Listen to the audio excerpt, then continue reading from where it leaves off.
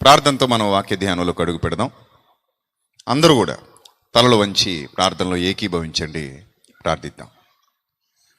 సకల ఆశీర్వాదములకు కారణభూతుడైన మా కన్న తండ్రి, సర్వకృపానిధి, మీ పవిత్ర నామానికి, మీ పరిశుద్ధ నామానికి, మా ప్రభువును మా ప్రియ రక్షకుడు, మీ ప్రియ కుమారుడైన క్రీస్తు వారి శ్రేష్టమైన అతి పవిత్రమైన నామంలో హృదయపూర్వకంగా కృతజ్ఞతాస్తుతులు చెల్లిస్తూ ఉన్నాను తండ్రి. ప్రభువా, మీ మాటలు మీ పిల్లల హృదయమని నేలలో విత్తబడుతూ ఉండగా ప్రతి విత్తనం ఫలించినట్లు, అభివృద్ధి చెందినట్లు, ముప్పదంతులుగా నూరంతులుగా ఫలించి తండ్రి మీ సన్నిధిలో మీ బిడ్డల్ని నిలువబెట్టినట్లు మీరు ఎలా ఉండాలని మేము మా విషయంలో కోరుకుంటున్నారో ఆ విధంగా మీ పిల్లలందరూ ఉండడానికి అత్యధికమైన కృపను మీ పిల్లలందరికీ తోడుగా ఉంచమని, సమస్త విధములైన కృపతో నింపమని, ఘనత మహిమ ప్రభావములు మీకు చెల్లిస్తూ మీ ఆత్మ సహాయమును అర్థిస్తూ క్రీస్తు వారి శ్రేష్టమైన నామంలో ఈ ప్రార్థన మనవులు అడిగి వేడుకొనుచున్నాం మా కన్న తండ్రి, ఆమెన్. ప్రియమైన దేవుని ప్రజలారా, సమాజంలో క్రిస్మస్ పండుగలు విరివిగా జరుగుతున్నాయి. ఈ నెలంతా జరుగుతూనే ఉంటాయి. పండగ చెయ్యడం ముఖ్యం కాదు, కానీ అసలు ఆ క్రిస్మస్ అనేది ఎలా వచ్చింది, దానికి మూలం ఎవరు, దాని పుట్టుపూర్వోత్తరాలు ఏంటి, ఎందుకు అనేది ఆలోచించి దాని పరమార్థాన్ని తెలుసుకుని దాని ప్రకారంగా జీవించడం ఇంపార్టెంట్. కానీ విచారకరమైన విషయం ఏంటంటే, ఒక పండగ తమ్ముడు చెప్పినట్టుగా, విలియం చెప్పినట్టుగా అనేక ప్రాంతాలలో ఈ క్రిస్మస్ అనే ఒక పదాన్ని అడ్డు పెట్టుకుని వాళ్ళ కోరికలన్నీ తీర్చేసుకుంటున్నారు. చేయరాని హంగామాలన్నీ చేసేస్తున్నారు కదా. జుగుప్సాకరంగా అత్యంత హీన దశకు దిగజారిపోయి, ఇక దిగజారర్లే, ఇక ఇక్కడతో ఆగుతారులే అనుకున్నంత అవకాశం ఇవ్వకుండా, లేదు మేము ఇంకా దిగజారుతాం అన్నట్టు సంవత్సరానికి మారతారులే అనుకుంటుంటే ఆ మార్పు రాకపోగా యవనస్తులు మరింత హీన దశకు వెళ్ళిపోతూ ప్రభువును అవమానపరుస్తూ, ప్రభువుని కించపరుస్తూ, ప్రభువును బాధ పెడుతూ, ఆయన గాయాలు రేపుతూ ఆత్మీయతను గాలి కొదిలేసి అపహాసకుల బృందంగా మారిపోతున్నారు. అలాంటి దరిద్రపు పరిస్థితులు సమాజంలో జరగడం మనం చూస్తున్నాం. దారుణాతి దారుణంగా జరుగుతున్నాయి. అవునా కాదా? మీరే ఆలోచించండి. ఒక్కో చోటైతే ఆడపిల్లలు మగపిల్లలు ఒంటి మీద వస్త్రాలు కూడా బాగుండట్లేదు. అలాంటి అతి చిన్నదైన వస్త్రధారణతో ప్రభువును మహిమపరుస్తున్నాం అనుకుంటున్నారు వాళ్ళు. అదేం ప్రభువును మహిమపరచడం కాదు. ప్రభువును అడ్డు పెట్టుకుని వీళ్ళ కోరికలు తీర్చుకోవడం, ప్రభువును అడ్డు పెట్టుకుని వీళ్ళ సంతోషాలు నెరవేర్చుకోవడం. పెద్దవాళ్ళని లేదు, చిన్నవాళ్ళని లేదు. ఇందాకేదో వీడియో చూశాను నేను. 4 ఆడవాళ్ళు ఉన్నారు. ఒక్కొక్కరికి ఒక 20 ఏళ్ల వయసు ఉన్న పిల్లలు ఉంటారు. పెద్దవాళ్లే వీళ్ళు కూడా. దాదాపు 45-50 మధ్యలో ఉంటాయి ఆ అక్కలకి. వాళ్ళు ఏం చేస్తున్నారంటే చక్కగా వేదిక మీద డ్యాన్స్ చేస్తున్నారు. పాట యేసుప్రభుదే. వీళ్ళు డ్యాన్స్ చేస్తున్నారు. డ్యాన్స్ చేస్తుంటే కింద నుంచి విజిల్స్, అరుపులు, ఎంకరేజ్మెంట్, ఇవన్నీ ఎక్కడుంటాయి చెప్పండి? ఇవన్నీ ఎక్కడుంటాయి? ఈ విజిల్స్, అరుపులు, ఆ స్టెప్పులు చూసి ఆడవాళ్ళు డ్యాన్స్ చేస్తుంటే ఆ ఎంకరేజ్మెంటు, ఇదంతా ఎక్కడుంటుంది చెప్పండి? ఆత్మీయతలో ఉంటుందా? పరిశుద్ధతలో ఉంటుందా? దేవుని దగ్గర ఉంటుందా? దేవుని సన్నిధిలో ఉంటుందా? ఉండదు. ఈ ఆడవాళ్ళు డ్యాన్స్ చేస్తుంటే కింద నుంచి విజిల్స్ కొట్టడం, ఎంకరేజ్ చేయడం, చప్పట్లు కొట్టి ఏని గట్టిగా అరవడం, సినిమా హాల్లో అరిచినట్టు. ఇవన్నీ చూస్తుంటే మనకి ఏమనిపిస్తుంది అంటే, క్యాబరే డ్యాన్సులకి, బూతు పాటలకి, ఇలాంటి వాటికి, అశ్లీల సంబంధమైన నృత్య కార్యక్రమాలకి అలాంటి ఎంకరేజ్మెంట్స్ ఉంటాయి. అంతేగాని దేవుని సన్నిధిలో పరిశుద్ధుడైన ప్రభువు పుట్టాడని, పరిశుద్ధుడైన యేసుక్రీస్తు లోకానికి వచ్చాడని, ఆయన పరిశుద్ధతని లోకానికి చాటడానికి వచ్చాడని, సత్యమును గురించి సాక్ష్యం ఇవ్వడానికి వచ్చాడని చెప్పే క్రమంలో అలాంటి అశ్లీల నృత్యాలు, వాటికి వీళ్ళ యొక్క ప్రోద్బలం ప్రోత్సాహం ఉంటుంది అనుకోవడం ఎంత వివేకం, ఎంత విచారకరం. కనీసం అంటే నేను అనుకుంటాను చాలా సందర్భాల్లో, నేను ఒక్కడనే ఆలోచిస్తానా ఇలాగా, ఇంకెవరు ఆలోచించరా అనుకుంటాను.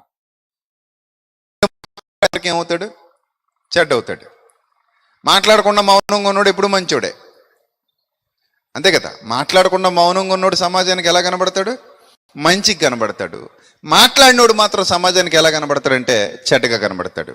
నీకెందుకు అంటారు కొందరు, మా ఇష్టం అంటారు ఇంకొందరు, నీకేంటి నొప్పి అంటారు ఇంకొందరు.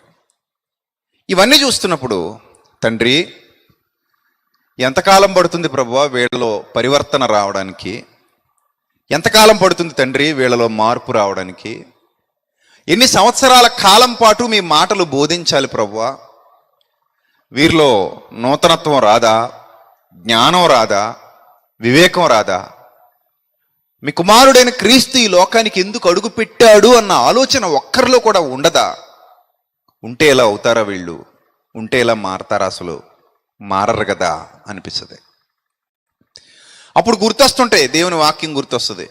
నరపుత్రుడా, నీవు బాకా ఊదు, వాడు వినినను వినకపోయినను బాకా ఊదాల్సిన బాధ్యత నీ భుజం మీద పెట్టాను కాబట్టి బాకా ఊదడమే నీ పని. వినిన వారు వింటారు, వినని వారు వినరు, నువ్వు మాత్రం బాకా ఊదటం మానకూడదు అన్నాడు. ఆ బాధ్యతే ఇలా ప్రసంగాలు చేయిస్తూ ఉంటుంది. లేదు నేను కూడా మీతో పాటు కూర్చుని చప్పట్లు కొట్టేశాను అనుకోండి, అంతే, అంతా కలిసిపోయింది, అంతే, అందులో కలిసిపోయాం మనం కూడా, ఏ ఇబ్బంది లేదు. మనోడే అనుకుంటారు. లేదురా తప్పురా నాన్న అన్నాం అనుకోండి, ఏమంటారు? ఏమండి ఈయన యూత్ క్రిస్మస్లకి ఈయన్ని పిలవకూడదని అంటారు. ఎందుకు? మన యూత్ ఆనందాన్ని అంతటినీ పాడు చేసేస్తున్నాడండి వచ్చి. తప్పులే చెయ్యండి, మంచి కార్యక్రమాలు చేయండి ప్రభు పేరట. నేను యూత్కి ఎప్పుడు అదే చెప్తాను, ప్రభు కొరకు మీరు ఎన్నుకొనబడిన వారు కనుక శక్తి ఉంది, మీకు సామర్థ్యం ఉంది, బలం ఉంది, జ్ఞానం ఉంది, వివేకం ఉంది, ఏదైనా చేయగలిగే గుండె ధైర్యం ఈ వయసులో ఉంటుంది. కాబట్టి ప్రభు కోసం గొప్ప కార్యాలు చెయ్యండి. యవనస్తులారా, నా తమ్ముళ్ళ చెల్లెమ్మలారా, ప్రభు కోసం గొప్ప కార్యాలు చేయండి, ఘన కార్యాలు చేయండి. 10 మంది మాట్లాడుకోవాలి, ఏం పిల్లలండి వీళ్ళు, ఏం యూత్ అండి వీళ్ళు, ఎంత గొప్ప యూత్ వీళ్ళు, ఎంత జ్ఞానవంతులు వీళ్ళు, ఎంత వివేకవంతులు వీళ్ళు, నిజమైన దేవుని సైన్యం అంటే వీళ్ళే, బలవంతుని చేతిలో బాణాలు వీళ్ళు అని అనుకోవాలి ప్రజలందరూ. అలాంటి కార్యాలు చేయండి. ఎవరు వద్దంటారు? మేము వద్దంటామా? సేవకులుగా మీ వెనకుండి సపోర్ట్ చేసి చప్పట్లు కొట్టి ప్రోత్సహించి ముందుకు పంపిస్తాం. అలా కాకుండా మన దేవుని నామాన్ని అవమానపరిచే కార్యక్రమాలు చేస్తున్నప్పుడు బాధ అనిపించదా? బాధ అనిపించదా? అనిపిస్తుంది. సో క్రీస్తును గూర్చినటువంటి అవగాహన ఎవరికైతే ఉంటుందో వాళ్ళు క్రీస్తు పేరు పాడు చేయరు. క్రీస్తును గూర్చిన అవగాహన ఎవరికైతే ఉండదో వాళ్ళు క్రీస్తు పేరు పెట్టుకుని క్రీస్తు పేరుకి అవమానం తీసుకురావడానికి ప్రయత్నిస్తారు. క్రిస్మస్ పేరుతో యవనస్తులు వాళ్ళ సంతోషాలు కాకుండా క్రీస్తు సంతోషాన్ని నెరవేర్చాలనుకుంటే ఎంత బాగుంటుందో తెలుసా? మన క్రీస్తుకున్న మనసు ఏంటో తెలుసా? నా ఇష్టము నెరవేర్చుకున్నట్టుకు నేను రాలేదు. చాలా క్లియర్గా ఉంటుంది యోహాను సువార్తలో. నా ఇష్టము నెరవేర్చుకున్నట్టుకు నేను రాలేదు. మరి ఎందుకు వచ్చావు పరలోకం నుంచి ఈ లోకానికి? ఆయన ఒక్కటే మాట, సింగిల్ షార్ట్ ఆన్సర్. ఏమంటాడు ఆయన? నన్ను పంపిన నా తండ్రి చిత్తము నెరవేర్చుటకే ఇదిగో మీ మధ్యలోనికి వచ్చి ఉన్నాను. అంత స్పష్టంగా యేసుక్రీస్తు మాట్లాడుతున్నారు. నన్ను పంపిన నా తండ్రి చిత్తము నెరవేర్చడానికి నేను వచ్చానన్నారు తప్ప, అంటే నాకు ఒక ఇష్టం ఉంది కానీ నా ఇష్టాన్ని నెరవేర్చుకోవడానికి మాత్రం నేను రాలేదు. ఇది యేసుక్రీస్తు మనకి మాదిరి. ప్రతి విషయంలో భక్తి ఎలా చేయాలో మనకు మాదిరి ఎవరు? యేసుక్రీస్తు. పేతురు గారు రాసినటువంటి మొదటి పత్రిక ఒక్కసారి చూడండి ఆ మాట. పేతురు గారు రాసినటువంటి మొదటి పత్రిక 2వ అధ్యాయము. పేతురు గారు రాసినటువంటి మొదటి పత్రిక 2వ అధ్యాయము 21వ వచనం ఒక్కసారి ధ్యానించండి, మనసు పెట్టి ధ్యానించండి. ఆ మాట ధ్యానించండి. ఏమనుంది అక్కడ? క్రీస్తు కూడా మీ కొరకు బాధపడ్డాడట. ఎవరి కొరకండి క్రీస్తు బాధపడింది? ఎవరి కొరకట? ఎవరి కొరకట? ఆయన కొరక మన కొరక? చెప్పండి. ఆయన కొరక మన కొరక? చెప్పాలి, యవనస్తులు అందరూ చెప్పాలి. క్రీస్తు బాధపడింది ఆయన కొరక మన కొరక? ఎస్, ఆయన కొరకైతే త్యాగం అనరు దాన్ని. ఎవరైనా సరే నా కోసం నేను బాధపడితే త్యాగం కాదు, నీ కోసం నేను బాధపడితే త్యాగం. నా కోసం నేను చేసుకుంటే అది మేలు అనరు, నీ కోసం నేను చేసిందే ఏమంటారు? సహాయం, మేలు, త్యాగం ఇలాంటి పదాలు వాడతారు. ఇక్కడ క్రీస్తు కూడా తన కొరకు బాధపడలేదట. మరి ఎవరి కొరకు బాధపడ్డాడట? మీ కొరకు బాధపడ్డాడు అని క్లియర్గా చెప్తున్నాడు. చూడండి, మీ కొరకే బాధపడ్డాడు నా ప్రియ తమ్ముళ్ళు చెల్లెమ్మలు, మీ కొరకే బాధపడ్డాడు. సరే, మీ కొరకు బాధపడి మీరు తన అడుగు జాడల యందు నడుచుకున్నట్లు మీకు మాదిరి ఉంచిపోయాడు. మీరు ఎక్కడ నడుచుకోవాలట? తన అడుగు జాడల యందు నడుచుకోవాలి. తన అడుగు జాడల యందు, తన అడుగు జాడల యందు. నేనే నాన్న మీకు అందరికీ రోల్ మోడల్ అన్నాడు. అంటే ఈ మాట అన్ని సంఘాలకు వర్తిస్తుందా, కొన్ని సంఘాలకే వర్తిస్తుందా? మీరు చెప్పాలి నాకు. మిమ్మల్ని అందరిని అడుగుతున్నా, అన్ని సంఘాలకి వర్తిస్తుందా ఈ మాట? కొన్ని సంఘాలకేనా? చెప్పండి గట్టిగా. అందరికీ కదా? గట్టిగా. ఎస్, అన్ని సంఘాలకి వర్తిస్తుంది. రైట్. క్రీస్తును నమ్మిన ప్రతి వారికి వర్తిస్తుంది. యూత్ క్రిస్మస్ చేసే ప్రతి వారికి వర్తిస్తుందా, వర్తించదా? యువతకి వర్తిస్తుందా, వర్తించదా? వర్తిస్తుంది. ఇప్పుడు యేసు ప్రభు వారు యువతకి ఏం చెప్తున్నారంటే, నాయనా, నా తమ్ముళ్ళారా, నా పిల్లలారా, మీకు మాదిరి ఏంటో నేను చూపించాను కాబట్టి జస్ట్ ఫాలో మీ అన్నాడు ఆయన. జస్ట్ ఫాలో మీ అంటే, ప్రభువా మేమేం చెయ్యాలి అని అంటే, నన్ను చూడండి, నేను ఏం చేశానో చేయండి అంతే. ఒక్క ముక్కలో చెప్పాలంటే దాని భావం అదే. నేనేం చేశానో అదే మీరు చేసేయండి. నన్ను వెంబడించండి, నన్ను ఫాలో అవ్వండి. నేను ఏవైతే ఆజ్ఞాపించానో వాటిని దృష్టించండి, నా అడుగు జాడల్లో నడుచుకోండి, నా మార్గాలను అనుసరించండి, నన్ను ఒక రోల్ మోడల్లా పెట్టుకోండి, మీ జీవితానికి ఒక అద్దంలా నన్ను పెట్టుకోండి, ఆ అద్దంలో మీ జీవితాలు చూసుకోండి, నేనే కనబడాలి మీకు. మీరేం చేద్దామన్నా సరే నన్ను కొలతగా పెట్టుకుని ఆ కొలమానం ప్రకారంగా మీ జీవితాన్ని దిద్దుకోండి. ఇది యేసుక్రీస్తు ప్రభు వారి యొక్క బలమైన స్టేట్మెంట్. నన్ను ఫాలో అవ్వండి అన్నాడు ఆయన, నన్ను వెంబడించండి. అందుకే మీకు మాదిరి ఉంచిపోయినని వ్రాయబడింది అక్కడ. మీకు మాదిరి ఉంచిపోయాను. మీకు మీకు మీకు మీకు చాలా క్లియర్గా ఉంది. మీకు అంటే మొత్తం సంఘాలన్నిటికీ, మొత్తం యవనస్తులందరికీ, మొత్తం యవనస్తురాళ్ళందరికీ, అందరికీ ఆయనే మాదిరట. ఇప్పుడు అందరికీ ఆయనే మాదిరి అయినప్పుడు నేను అడుగుతున్నాను, సిటీస్లో కానివ్వండి, ఇతర దేశాల్లో కానివ్వండి, ఇతర ప్రాంతాల్లో కానివ్వండి, క్రిస్మస్ సెలబ్రేషన్స్ ఘనంగా జరుగుతున్నాయి. సరే, దాని పుట్టుపూర్వోత్తరాలు పక్కన పెడితే సెలబ్రేషన్ చేస్తున్నది ఎవరికి అంటే యేసు ప్రభుకేగా కదా. సెలబ్రేషన్ ఎవరికి? ఎవరికి సెలబ్రేషన్? యేసు ప్రభుకి. అంతేనా కాదా? మీకా సెలబ్రేషన్? మీకా యేసు ప్రభుకా? యేసు ప్రభుకి. మరి యేసు ప్రభుకి సెలబ్రేషన్ చేసేటప్పుడు ఆయనకి నచ్చినట్టు చేయాలా, మనకు నచ్చినట్టు చేసుకోవాలా? ఒక మాట చెప్పనా, ఆయనకి నచ్చినట్టు చేసామనుకోండి, ఎక్కడ బెడిసి కొట్టదు, సాతానికి ఎక్కడ అవకాశం ఉండదు, ఏ ఇబ్బంది తలెత్తదు. అంత సక్రమంగా, మర్యాదగా, ఘనంగా, ఆయన నామానికి మహిమకరంగా, మనందరి జీవితాలకు దీవెనకరంగా కార్యక్రమం కొనసాగుతుంది. కానీ ప్రాబ్లం ఎక్కడొస్తుందంటే, ఆయనకి నచ్చినట్టు కాకుండా మనకి నచ్చినట్టు చేద్దాం అనుకున్నప్పుడే మొత్తం ప్రాబ్లం అంతా వచ్చేస్తుంది, బెడిసి కొట్టేస్తుంది, మొత్తం కార్యక్రమం అంతా బెడిసి కొట్టేస్తుంది. ఈరోజు చాలా మంది దేవుని నామాన్ని అవమానపరిచే విధంగా ఆ దుస్థితిలోనికి వెళ్ళిపోతున్నారంటే ప్రధానమైన కారణం, ప్రభువుకు నచ్చినట్టుగా కార్యక్రమం చేద్దాం అనుకోవట్లా. మరి ఎవరికి నచ్చినట్టు చేద్దాం అనుకుంటున్నారు? నాకు నచ్చినట్టు. నాకు నచ్చినట్టు అన్నప్పుడు ఇంక నా స్వేచ్ఛకు హద్దు అవధి ఉండదు. ఆయనకి నచ్చినట్టు అన్నప్పుడు ఒక స్వేచ్ఛ ఉంటుంది, ఒక పరిధి ఉంటుంది, ఒక హద్దు ఉంటుంది, ఒక అవధి ఉంటుంది. అవునా కాదా? ఇది నిజమా కాదా? మీరు ఆలోచించండి. ఇప్పుడు మా నాన్నగారు చెప్పినట్టు అన్నాను అనుకోండి, మా నాన్నగారి కొలతలు ఉంటే ఆ కొలతలనే నేను ఫాలో అవ్వాలి. నాకు నచ్చినట్టు అన్నాను అనుకోండి, నాకు ఇంకా కొలతలేవి ఉండవు. నేను ఏర్పాటు చేసుకున్న కొలతలు ఉంటాయి. ఒకవేళ ఉంటే నా కొలతలు ఎంతవరకు ఉంటాయంటే నా స్వేచ్ఛ వరకు ఉంటాయి, నా స్వేచ్ఛ యొక్క హద్దుల వరకు ఉంటాయి. కాబట్టి నా అనుకున్నప్పుడు నా పరిధి మొత్తం విశాలంగా పెట్టుకుంటాను నేను ఎప్పుడు కూడా.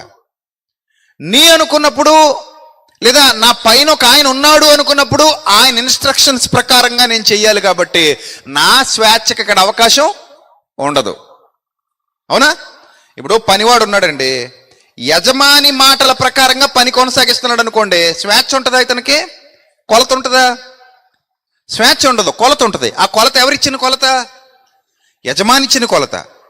ఇప్పుడు యజమానికి కొలత ఉండదు, స్వేచ్ఛ ఉంటుంది. యజమానికి ఏముండదు, కొలత ఉండదు, స్వేచ్ఛ ఉంటుంది. కానీ యజమానికి బాధ్యత ఉంటుంది, ఎందుకంటే ఆ పనికి ఆయనే యజమాని కాబట్టి. పనివాడికి పని ఇతంది కాదు, ఇతను పనివాడు. పని ఎవరిది?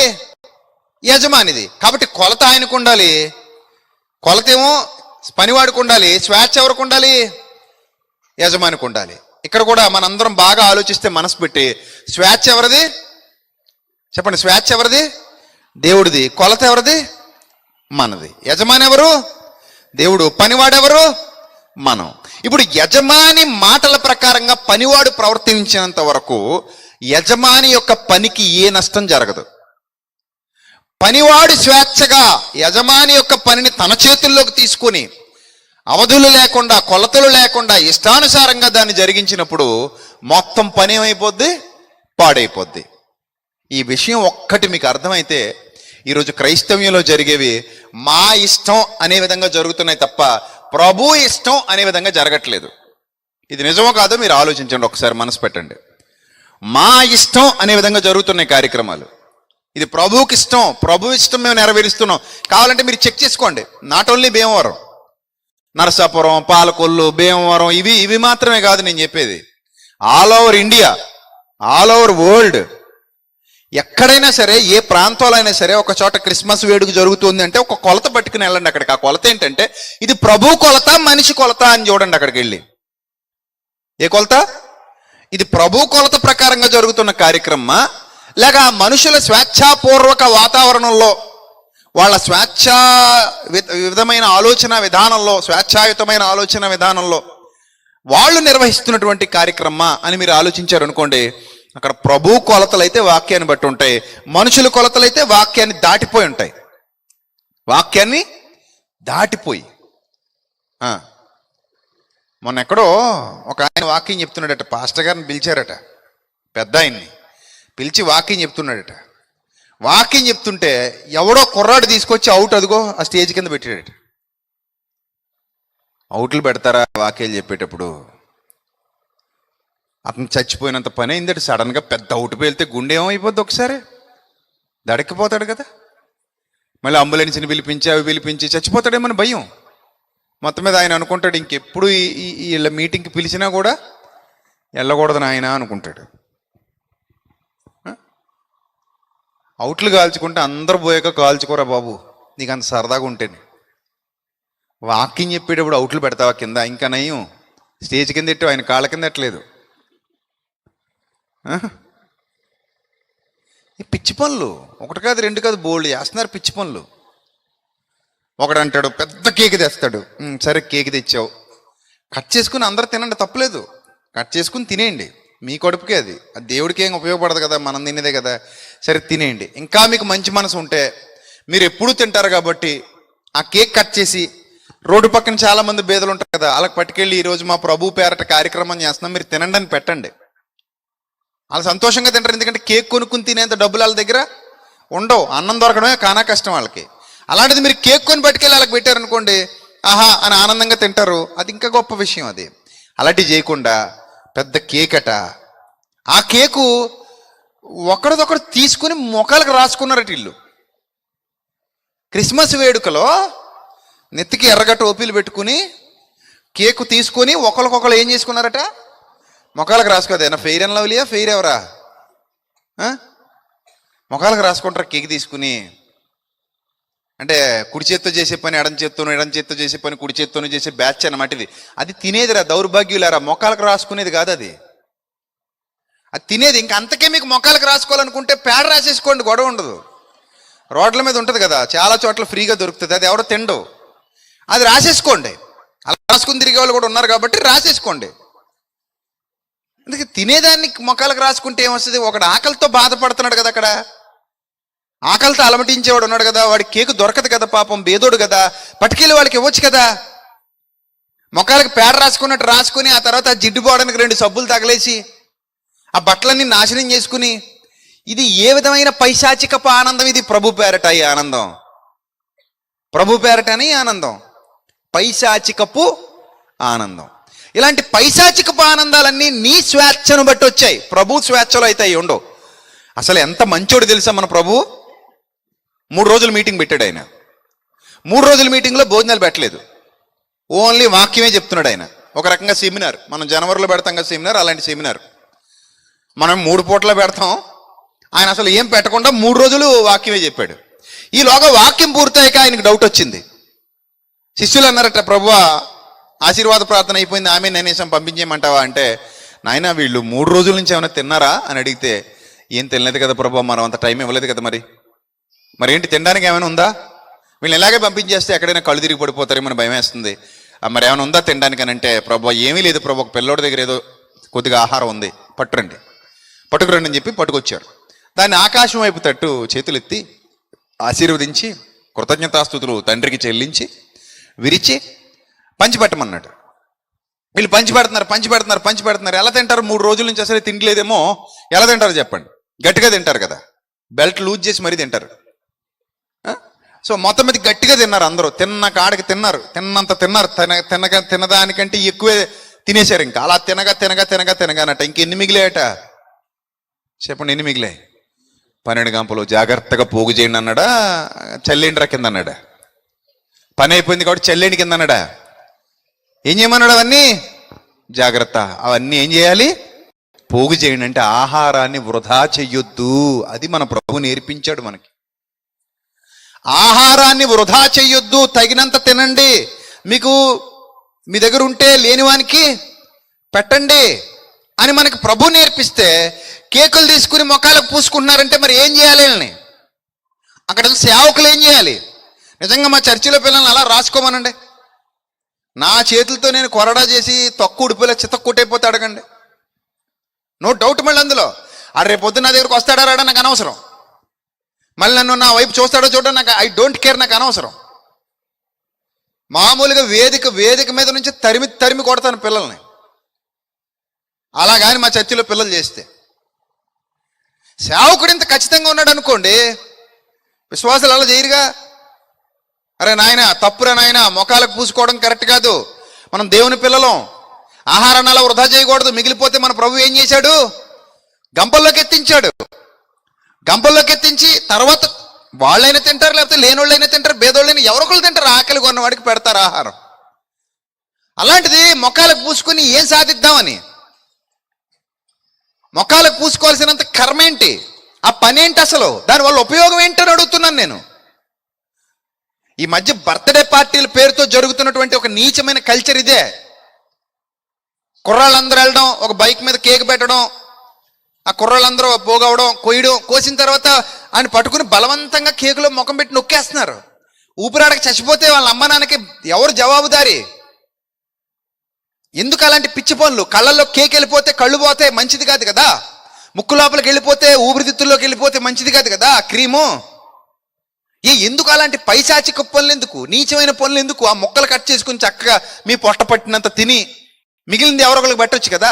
ఒకవేళ మీరు తినకపోతే అది కట్ చేసేసి ఎవరొకరి దగ్గర తీసుకెళ్ళి, లేనోళ్ళ దగ్గరికి వెళ్ళి, ఈరోజు మా ఫ్రెండ్ బర్త్డే మీరు తినండి అని పెడితే ఎంత గౌరవంగా ఉంటుంది, ఎంత ఆనందంగా ఉంటుంది. వాడు కూడా మీ ఫ్రెండ్ని, బాబు నువ్వు కలకాలం చల్లగా ఉండు బాబు అని ఒక్క మాట అంటాడు కదా, అది దీవెనే కదా నీకు. అలాంటి పనులు చేయరట.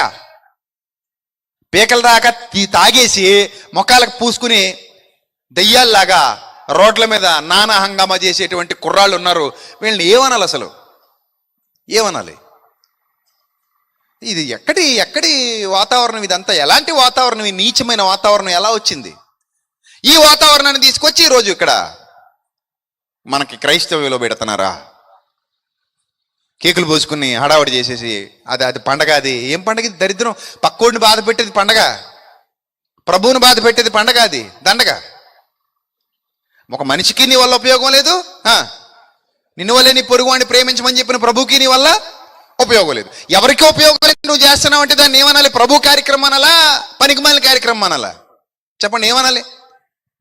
పనికిమాలిన కార్యక్రమం తప్ప ప్రభు కార్యక్రమం కాదు. ఇక రెండో పాయింట్, ఇంత మంచి పవిత్రమైన వేదిక, ఇప్పటి వరకు చక్కగా వాక్యాలు విన్నారు, చదివారు, మంచి ఆత్మీయంగా పాటలు పాడారు, ఆర్కెస్ట్రా వాళ్ళు వీళ్ళందరూ కలిసి చక్కగా ప్రభువును మహింపరిచారు. మీరు అందరూ అది విన్నారు.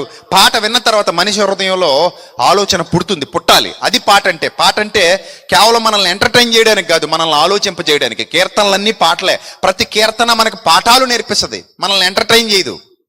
నేను కీర్తన చదివానండి ఎంటర్టైన్మెంట్ ఉందండి అని ఎవరు అనరు. ప్రతి కీర్తన, దావీదు గారు రచించినటువంటి ప్రతి కీర్తన మనకి బుద్ధి చెబుతుందా, ఎంటర్టైన్ చేస్తుందా? చెప్పండి, ఏం చేస్తుంది?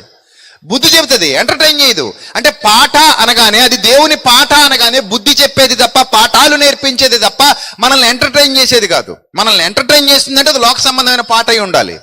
మనకు బుద్ధి చెప్పేది దేవుని పాట, మనల్ని ఆలోచింపజేసేది దేవుని పాట, మనతో మాట్లాడేది దేవుని పాట. అవసరం అనుకుంటే మన ఆత్మీయత బాగులేనప్పుడు మనతో పోట్లాడేది దేవుని పాట.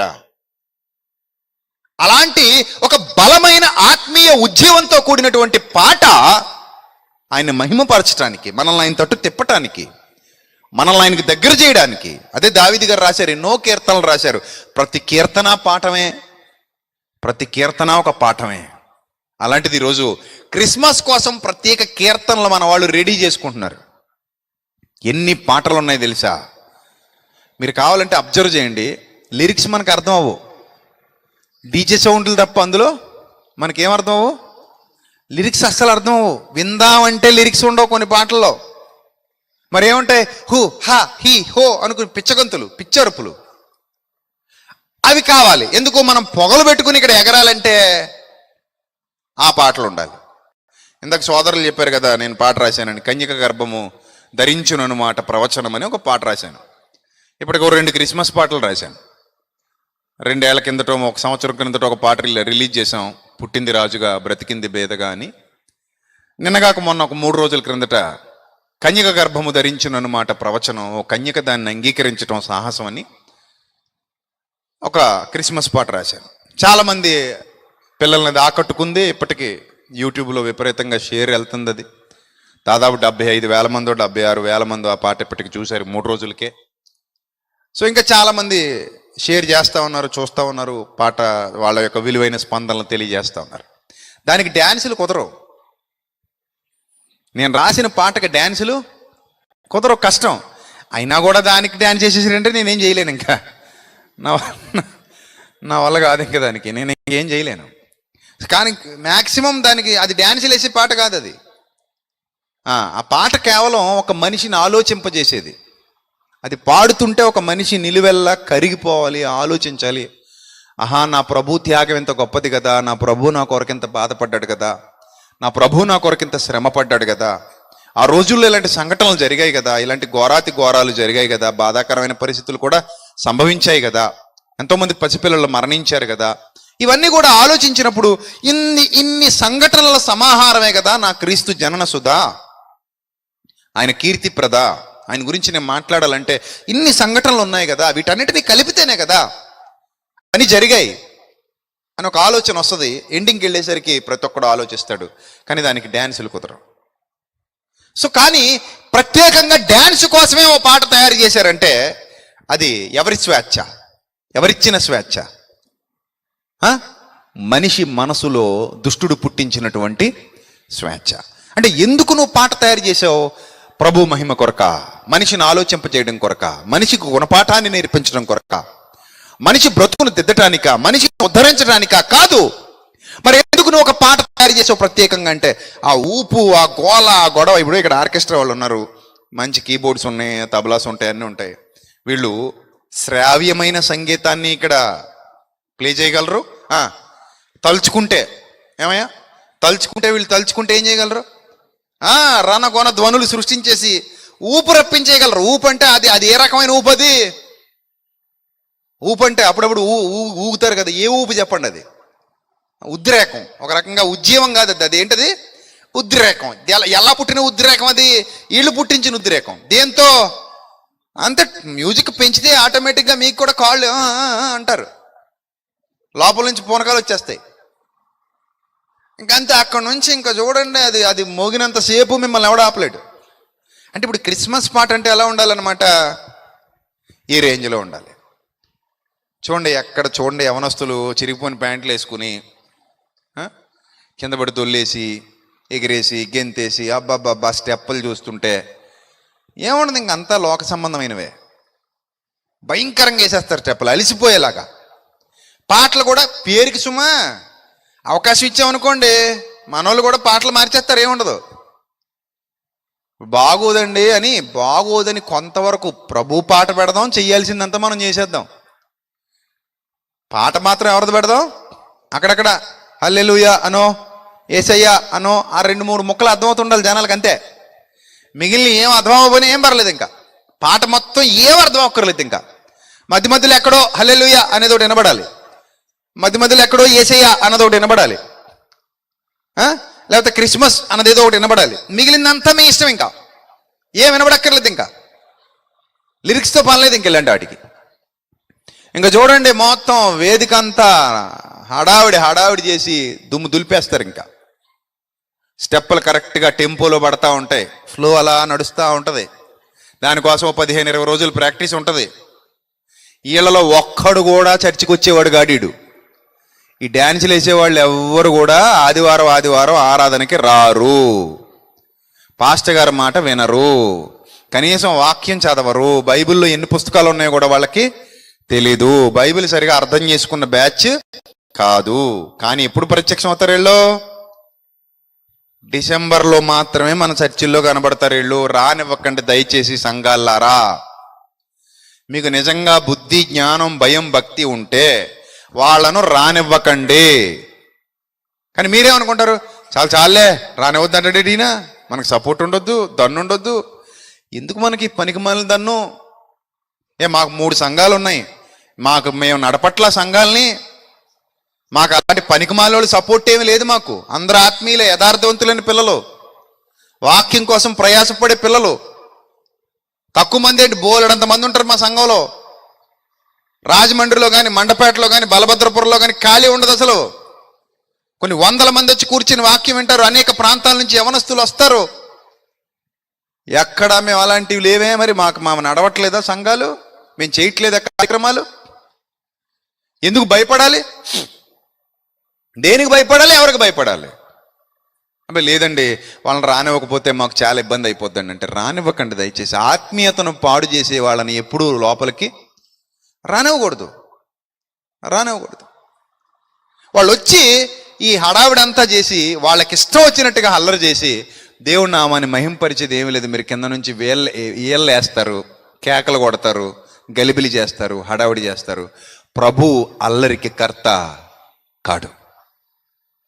దేవుని సంఘములన్నిటిలో మన ప్రభు సమాధానమునికే కర్త గాని అల్లరికి కర్త కాడు అని స్పష్టంగా వాక్యం సెలవిస్తోంది. అల్లరికి నేను కర్తను కాను అని ఆయనే చెప్పిన తర్వాత ఆయన అడ్డు పెట్టుకుని మనం అల్లరి చేసామనుకోండి, అదేమన్నా బాగుందా? చెప్పండి, బాగుందా? అస్సలు బాగోదండి. కొన్ని ప్రదేశాలకి కొన్ని నియమాలు ఉంటాయి. గ్రంథాలయం ఉందనుకోండి, ఎలా ఉండాలట అక్కడ? గ్రంథాలయంలో ఎలా ఉండాలి చెప్పండి? గ్రంథాలయంలో ఎలా ఉండాలట? నిశ్శబ్దంగా ఉండాలట. అక్కడ ఎందుకు డీజే సౌండ్ పెట్టకూడదు అంటే గ్రంథాలయానికి డీజే సౌండ్ సూటబుల్ కాదు. గ్రంథాలయంలో ఫుల్గా సౌండ్ పెట్టి పెద్ద పెద్ద పాటలు వేస్తున్నాం అనుకోండి, దాని గ్రంథాలయం అంటారా? అనరు. ఎందుకనరు? అసలు గ్రంథాలయం అంటేనే గ్రంథ పఠనం చేసేది అని అర్థం. గ్రంథ పఠనం చేసే చోట రణగొన ధ్వనులు, ఆ పిచ్చ పాటలు, గొడవ, గోల ఉండడానికి వీలు లేదు. ఎందుకంటే ప్రశాంతంగా పుస్తకాలు చదువుకోవాలి అక్కడికి వచ్చిన వాళ్ళు. అంటే పిన్ డ్రాప్ సైలెన్స్ మెయింటైన్ చేయాలి. ఎవరి పుస్తకం వాళ్ళు చదువుకుంటూ ఉంటారు కాబట్టి. అంటే గ్రంథాలయానికి ఉన్న నియమం ఏంటంటే అక్కడ గొడవ జరగడానికి లేదని. అలాగే దేవునికి ఉన్న నియమం ఏంటంటే ఆయన అల్లరికి కర్త కాడని. అల్లరికి కర్త కాడు కాబట్టి ఆయన పేరిట అల్లరి జరగడానికి వీలు లేదు. ఒకవేళ ఆయన పేరిట అల్లరి జరుగుతోంది అనుకోండి, నియమ వ్యతిరేకంగా వెళుతున్నారని అర్థం తప్ప నియమానుసారంగా వెళుతున్నారని అర్థం కాదు. మరి ఇది నేను చెప్పేది సత్యమా కాదా? మీ హృదయాల్ని మీరే పరీక్షించుకుంటే అవును నేను చెప్పేది సత్యమే అని మీ మనసే సాక్ష్యం ఇస్తుంది. నేనేం కొత్తగా చెప్పక్కర్లేదు. మీ మనస్సాక్షి ఏమన్నట్టదంటే పైనుండి మన ఎదురుగా దేవుడు నిలబెట్టుకున్న ఆ సేవకుడు మాట్లాడుతున్న మాట ఏదైతే ఉందో అది నిజంగా సత్యమే. కానీ ఈరోజు ఈ సత్యానికి భిన్నంగా ప్రజలు ప్రవర్తిస్తున్నారు తప్ప ఈ సత్యాన్ని అనుసరించి ప్రజలు ప్రవర్తించట్లేదు. ఈ సేవకుడు చెప్పేది రైట్ అని మీ మనస్సాక్షి చెప్తుంది తప్ప ఈ సేవకుడు చెప్పేది తప్పు అని మీ మనస్సాక్షి చెప్తుందంటే మీరు వాక్యాన్ని మనసులో పెట్టుకున్న వారు కాదు అని నిర్ధారించవచ్చు. ఒకవేళ వాక్యాన్ని మనసులో పెట్టుకున్న వారైతే నా మాటలతో మీరు ఏకీభవిస్తారు తప్ప మరో దారి లేదు. ఇది నిజం. నా మాటలతో ఏకీభవించడమే తప్ప మరో దారి లేదు. ఎందుకంటే గ్రంథం అదే చెప్తోంది కాబట్టి, గ్రంథంలో అదే వ్రాయబడింది కాబట్టి. అందుకే చూడండి, క్రీస్తు కూడా మీ కొరకు బాధపడి మీరు తనడుగు జాడలు యందు నడుచుకున్నట్లు మీకు మాదిరి ఉంచిపోయెను. ఆయన పాపము చేయలేదు, ఆయన నోటను ఏ కపటము కనబడలేదు, ఆయన దూషింపబడి బదులు దూషింపలేదు, ఆయన శ్రమ పట్టబడి బెదిరింపక న్యాయముగా తీర్పు తీర్చి దేవునికి తన్ను తాను అప్పగించుకునెను అన్నాడు. సో ఇంత గొప్ప నీతిమంతుడైన క్రీస్తు పుట్టాడని మనం ఒక మంచి కార్యక్రమం అరేంజ్ చేసినప్పుడు, ఈ కార్యక్రమం ఎవరికి మహిమకరంగా ఉండాలి చెప్పండి? ఎవరికి మహిమకరంగా ఉండాలి? దేవునికి మహిమకరంగా ఉండాలి, ప్రభువుకు మహిమకరంగా ఉండాలి ఈ కార్యక్రమం. అంతేగాని మన స్వార్థపు ఆలోచనలతో, మన స్వార్థపూరిత ప్రయోజనాల కొరకు ప్రభువును అవమానపరిచేదిగా ఎట్టి పరిస్థితుల్లో ఉండడానికి వీలు లేదు. ప్రియమైన దేవుని పిల్లలారా, మరి ఆనందించమన్నాడు కదండి ప్రభువునందు, సంతోషించమన్నాడు కదండి ప్రభువునందు. అంటే సంతోషం ఆనందం అనగానే అవి పైశాచిక ఆనందాలు. అవి ఆనందం సంతోషం అన్నదాన్ని ఎక్కడ పడితే అక్కడ పెట్టేస్తామా? ఇప్పుడు మందు తాగేవాడు ఏమంటాడు తెలుసా? మందు తాగుతుంటే వాడికి ఎలా ఉందంటాడు? ఆనందంగా ఉండంటాడు. అది కూడా ఆనందమేనా మరి? వ్యభిచారం చేసేవాడు వ్యభిచారం చేస్తుంటే సంతోషంగా ఉందంటాడు, అది సంతోషమేనా? సిగరెట్లు కాల్చి ఊపిరితిత్తులు పాడు చేసుకునేవాడు సిగరెట్ కాలుస్తుంటే నాకు సంతోషంగా ఆనందంగా ఉందంటాడు, అంటే అది కూడా ఆనందమేనా? చెప్పండి. మరి ఆనందం అంటే అన్నింటికీ ఆనందమే అంటారు దాన్ని. ప్రతిదీ వాళ్ళు కూడా ఆనందమనే చెప్తారు. అంతెందుకు క్లబ్లో డ్యాన్సులు వేసేవాళ్ళు ఉంటారండి, వాళ్ళు అక్కడికి వెళ్ళి అక్కడ ఆడపిల్లలు డ్యాన్సులు వేస్తుంటే వీళ్ళు పక్క నుండి ఎగురుతూ ఉంటారు, వాళ్ళని తాకుతూ ఉంటారు, అక్కడ తాగుతూ ఉంటారు, హడావుడి చేస్తూ ఉంటారు. మరి దానికి వాళ్ళు పెట్టిన పేరేంటి చెప్పండి? ఆనందమనే కదా? ఎంజాయ్ అంటారు దాన్ని. ఎంజాయ్, సంతోషం, ఆనందం అంటారు. కాబట్టి ప్రభువునందు ఆనందించండి అన్నాడని ఆ ఆనందాన్ని ఏ ఆనందం పడితే ఆ ఆనందంతో కలిపేయకూడదు. అర్థమవుతుందా? ప్రభువులో ఉన్న ఆనందం వేరు, ప్రభువులో ఉన్న సంతోషం వేరు. ఆయన కొలతలకి తగినట్టుగా మన ఆనందం ఉండాలి తప్ప, ఆయన కొలతలకు తగినట్టుగా మన సంతోషం ఉండాలి తప్ప, లోక సంబంధమైన కొలతలు తీసుకొచ్చి ఇక్కడ పెట్టి ఆనందించమన్నాడు కదా అని ఇష్టం వచ్చినట్టుగా అల్లరి చేసి ఈ అల్లరే నాకు ఆనందం, ఇదే ప్రభువులో ఆనందం అన్నాం అంటే దాన్ని దేవుడు ఒప్పుకోడు, అస్సలు ఒప్పుకోడు. ఆయన కొలతలు వేరు, ఆయన లెక్కలు వేరు, ఆయన ఆలోచనలు వేరు. మనం ఆయన ఆలోచనలోనికి వెళ్ళాలి తప్ప ఆయన్ని మన ఆలోచనలోకి తెచ్చుకోకూడదు. చాలా మంది ఇదే చూడండి, ప్రభువునందు ఆనందించమన్నాడు కదండి అంటే ప్రభువునందు ఆనందించమన్నాడు అన్న మాట నీకు ఇలాగ అర్థమైందా? నీకు నచ్చినట్టుగా, నువ్వు అనుకున్నట్టుగా, నువ్వు కోరుకున్నట్టుగా కాదు. ప్రియమైన దేవుని సంగమా, కాదు ప్రియమైన తమ్ముళ్ళు చెల్లెమ్మలు, నా మాట దయచేసి జాగ్రత్తగా ఆలకించండి. ప్రభువు చెప్పిన భావన ఇదైతే కాదు. ఒకవేళ అదే అయితే అల్లరి చేయమని, ఎందుకు అల్లరి చేయొద్దని చెప్పడు ఆయన, చేయమని చెప్తాడు. నీకు నచ్చినంత అల్లరి చేసుకో అంటాడు, ఆ అల్లరిలో ఆనందించి అంటాడు. కానీ అలా అల్లలేదు అంటే ఆయన ఆనందానికి అల్లరితో సంబంధం లేదు, ఇది క్లియర్. ఆయన ఆనందం అల్లరికి సంబంధించిన ఆనందం కాదు. అల్లరితో కూడిన ఆటపాటలు అనడలేదా? ఆటపాటలు వేరు, అల్లరితో కూడిన ఆటపాటలు వేరు. పిల్లలు సరదాగా ఆడుకుంటున్నారు అనుకోండి, మనం ఏం తప్పు పట్టం, ఆడుకుంటారు నాయన అనుకోండి. పిల్లలు సరదాగా పాటలు పాడుకుంటున్నారు అనుకోండి, పాడుకోండి నాయన అంటాం. కానీ అందులో అల్లరి మిక్స్ చేశారనుకోండి ఏమంటాం? చెప్పండి, ఏమంటాం? వద్దంటాం, నిషేధం. అది అల్లరితో కూడింది నిషేధం. అల్లరి లేని ఆట కరెక్టే, ఆడుకోండి, చక్కగా ఆడుకోండి, పిల్లలు ఆడుకుంటే. అల్లరి లేని పాట పాడుకోండి.